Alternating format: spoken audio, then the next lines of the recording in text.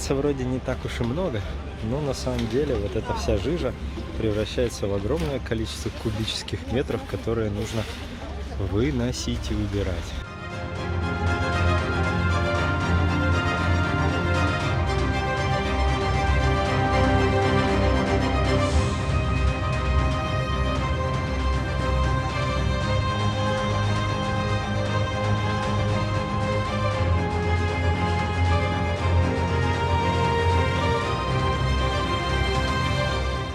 Ничего спасти не удалось, только документы и кое-какие, уже когда я лазила сюда, кое-какие пришлось, вещи.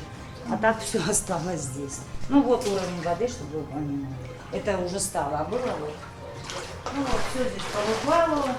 3 комнаты полностью. Холодильник упал. Мгновенно, каждые 20-15 минут шел сильный поток. Я успевала отсюда выскочить и выбежать.